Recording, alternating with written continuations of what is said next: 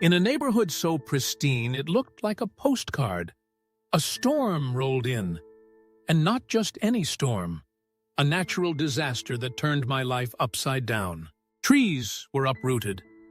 Roofs were launched into orbit. And I found myself in a pickle that even a jar of pickles couldn't fix. As the proud owner of my charming little house, I had always played by the rules of the Homeowners Association, or HOA. I painted my fence the exact shade of beige that was scientifically proven to be the most boring color on Earth, trimmed my hedges into perfect geometric shapes, and even attended those thrilling HOA meetings that felt like watching paint dry. But when the storm hit, Mother Nature clearly didn't get the memo about my impeccable record. When the clouds finally cleared, I stepped outside to survey the damage. My yard looked like a scene from a post-apocalyptic movie. Debris everywhere, and my beloved garden. Let's just say it was now a buffet for the local raccoon population. But the real kicker?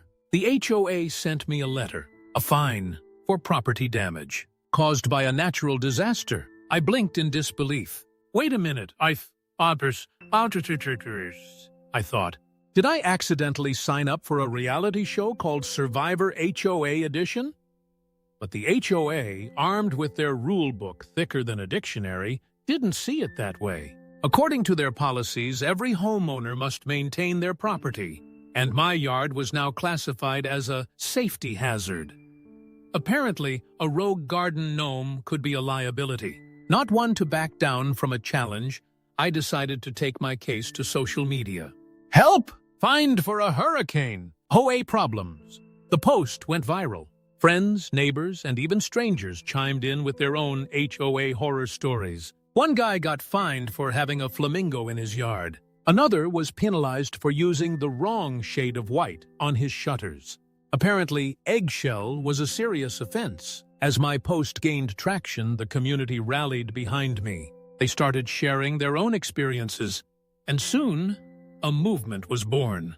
No fiends for natural disasters became the rallying cry. People began posting memes, photos of their own storm damage, and even videos of their pets looking confused in the aftermath. The hashtag exploded, and soon, the HOA was trending for all the wrong reasons. Meanwhile, the HOA was not amused. They held an emergency meeting. "This is an outrage!" shouted the president, a woman named Linda, who had a reputation for being stricter than a drill sergeant. "We can't let this slide. What's next? People thinking they can just ignore our policies? Next, they'll want to paint their houses plaid." As the meeting dragged on, the board members debated. Some argued for compassion.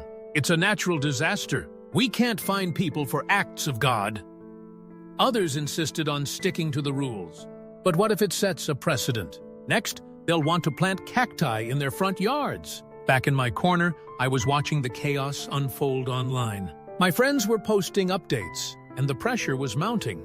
"If we don't do something, they'll fine everyone for having a bad hair day," one friend joked. The comments section turned into a battleground of memes and GIFs, all aimed at the HOA. The day of the hearing arrived. I stood before the HOA board, armed with my evidence and a newfound confidence. "Ladies and gentlemen," I began, "I stand before you not just as a homeowner, but as a victim of a natural disaster. I didn't choose to have my yard turned into a disaster zone. I didn't even get a chance to say goodbye to my garden gnomes, who are now probably off forming a support group." The board members exchanged glances, some stifling laughter. I continued, "If we start fining people for things beyond their control, what's next? Fining someone for their cat's bad attitude? Or for the neighbor's dog barking at the moon?" Laughter erupted in the room, breaking the tension. I pressed on. "Let's show some compassion. Let's be the HOA that supports its homeowners, not punishes them for circumstances they can't control. Besides, if we fine everyone for disasters, we might as well start charging for bad hair days." After a lengthy discussion, the board finally reached a decision. They decided to waive my fine, but with a twist. "We'll create a new policy," Linda announced. "No fines for natural disasters, but we'll have a disaster relief fund to help homeowners recover." And we'll throw in a free inflatable flamingo for good measure. Cheers erupted from the audience. The power of social media had forced the HOA to change their rules. As I left the meeting, I couldn't help but smile. Who knew a hurricane could lead to such a positive change? And free flamingos!